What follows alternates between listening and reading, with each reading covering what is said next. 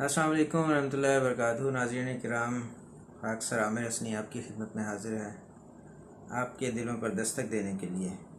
Programme ہے دل پر دستک۔ ایک شخص عید سے کچھ دن پہلے تک لوگوں کے دلوں پر دستک دے رہا تھا۔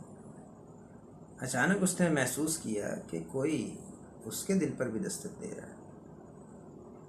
اور کیا ہوا کہ اس کے دل میں یہ بات آئی کہ اس کے بہت ہی پیارے کچھ عزیز اس سے بہت ناراض ہیں اور وہ ان سے ناراض ہیں۔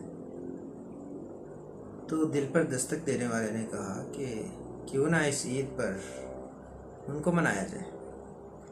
چنانچہ اس دل کی دستک کے نتیجے میں اس نے ان سے رابطہ کیا اور ان کے پاس عید کے لیے چلا گیا۔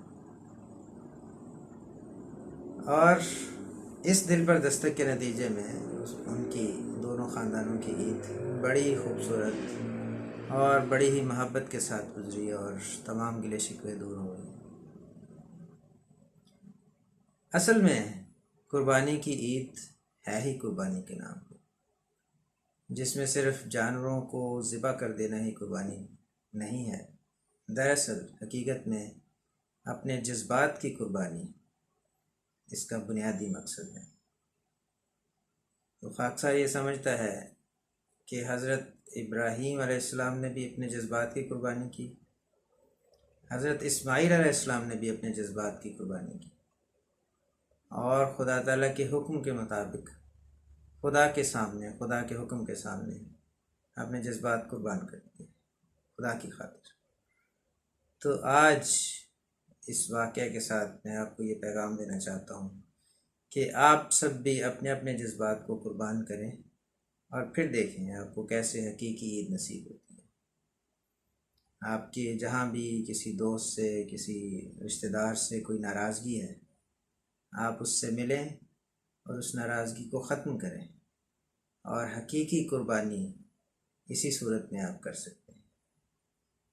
صرف اور صرف جانوروں کو قربان کر دینے سے آپ اس عید کے مقصد کو حاصل نہیں کر سکتے، کیونکہ بنیادی مقصد اپنے جذبات کو قربان کرنا اس عید کا مقصد ہے۔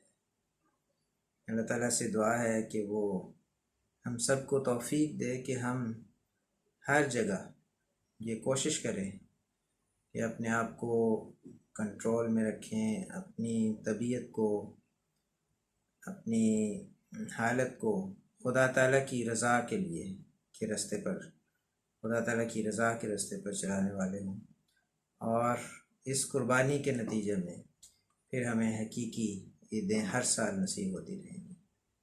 اللہ تعالیٰ ہمیں اس کی توفیق عطا فرمائے۔ السلام علیکم ورحمۃ اللہ وبرکاتہ۔